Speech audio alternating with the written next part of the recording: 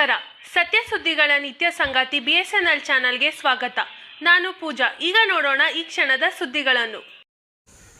ವೇಗವಾಗಿ ಬರುತ್ತಿದ್ದ ಪ್ರಯಾಣಿಕರ ಆಟೋವೊಂದು ಚಾಲಕನ ನಿಯಂತ್ರಣ ತಪ್ಪಿ ಪಾದಚಾರಿಗಳ ಗುಂಪಿನ ಮೇಲೆ ನುಗ್ಗಿದ ಪರಿಣಾಮವಾಗಿ ವೃದ್ಧೆಯೊಬ್ಬರು ಸ್ಥಳದಲ್ಲೇ ಮೃತಪಟ್ಟಿದ್ದು 8ಕ್ಕೂ ಹೆಚ್ಚು ಮಂದಿ ತೀವ್ರವಾಗಿ ಗಾಯಗೊಂಡು ಆಸ್ಪತ್ರೆ ಸೇರಿದ ದುರ್ಘಟನೆಯೊಂದು ಮಳವಳ್ಳಿ ತಾಲೂಕಿನ ಪಂಡಿತಹಳ್ಳಿ ಗ್ರಾಮದಲ್ಲಿ ಜರುಗಿದೆ. ನಾಗೇಗೌಡನದಡಿ ಗ್ರಾಮದ ವಾಸಿ 65 ವರ್ಷದ ಗಿರಿಜಮ್ಮ ಎಂಬುವರ ಮೃತಪಟ್ಟ ದುರ್ದೈವಿಯಾಗಿದ್ದು, ಚೆನ್ನೇಗೌಡನದೊಡ್ಡಿ ಗ್ರಾಮದ ನಾಗಯ್ಯ ಎಂಬುವರು ತೀವ್ರವಾಗಿ ಗಾಯಗೊಂಡಿದ್ದು, ಗಂಭೀರ ಸ್ಥಿತಿಯಲ್ಲಿರುವ ಇವರನ್ನು ಬೆಂಗಳೂರಿನ ಆಸ್ಪತ್ರೆಗೆ ಸಾಗಿಸಲಾಗಿದೆ.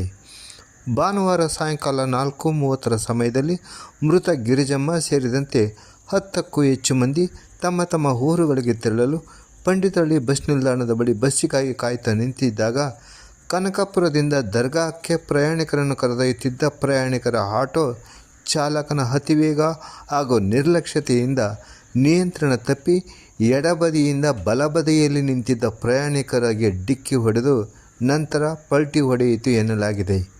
ಈ ಅಪಘಾತಕ್ಕೆ ಬಾಚನಹಳ್ಳಿ ಗ್ರಾಮದ ಹನು, ಗೌರಮ್ಮ ಸೇರಿದಂತೆ 6 ಮಂದಿ ಪಾದಚಾರಿಗಳು ಗಾಯಗೊಂಡಿರುವುದರ ಜೊತೆಗೆ ಆಟೋದಲ್ಲಿದ್ದ ಕನಕಪುರದ ಸಮೀರ್ ಹಾಗೂ ಹರ್ಷಿಯಾ ದಂಪತಿಗಳು ಸಹ ಗಾಯಗೊಂಡಿದ್ದಾರೆ.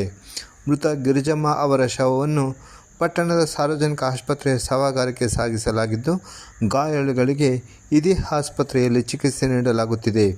ಸುದ್ದಿ ತಿಳಿದು ಸ್ಥಳಕ್ಕೆ ಧಾವಿಸಿರುವ ಗ್ರಾಮಾಂತರ ಠಾಣೆ ಪೊಲೀಸರು ಪ್ರಕರಣ ದಾಖಲಿಸಿಕೊಂಡು ತನಿಖೆ ಕೈಗೊಂಡಿದ್ದಾರೆ. ಅಪಘಾತಕ್ಕೆ ಕಾರಣವಾದ ಆಟೋವನ್ನು ವಶಕ್ಕೆ ಪಡೆಯಲಾಗಿದೆ.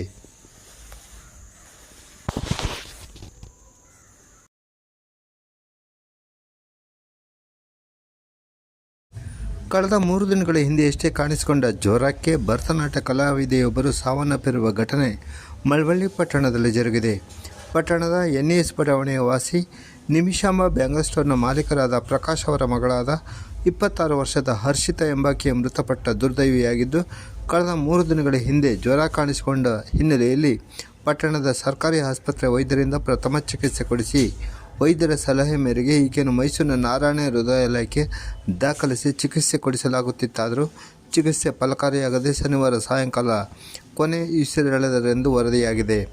ಭರತನಾಟ್ಯ ಕಲಾವಿದರಾಗಿದ್ದ ಹರ್ಷಿತಾ ಹಲವಾರು ರಾಜ್ಯಗಳಷ್ಟೇ ಅಲ್ಲದೆ ದೇಶ ವಿದೇಶಗಳಲ್ಲೂ ಕಲಾ ಪ್ರದರ್ಶನ ನೀಡಿದ್ದಲ್ಲದೆ ಹಲವಾರು ಪ್ರಶಸ್ತಿಗಳಿಗೆ ಭಾಜನರಾಗಿದ್ದರು. ಇವರಿಗೆ ಡೆಂಗ್ಯೂ ಜ್ವರ ಅಥವಾ ಯಾವ ಜ್ವರದಿಂದ ನಿಧನ ಹೊಂದಿದರು ಎಂಬುದು ವೈದ್ಯಕೀಯ ವರದಿ ಬಂದ ನಂತರ ಸ್ಪಷ್ಟವಾಗಲಿದೆ ಎಂದು ತಾಲೂಕು ವೈದ್ಯಾಧಿಕಾರಿ ಡಾಕ್ಟರ್ ವೀರಭದ್ರಪ್ಪ ತಿಳಿಸಿದ್ದಾರೆ. ಮೃತ ಹರ್ಷಿತಾ ಅವರ ಅಂತ್ಯಕ್ರಿಯೆ ಭಾನುವಾರ ಪಟ್ಟಣದ ಸಾರ್ವಜನಿಕ ಸ್ಮಶಾನದಲ್ಲಿ ಜರುಗಿತು.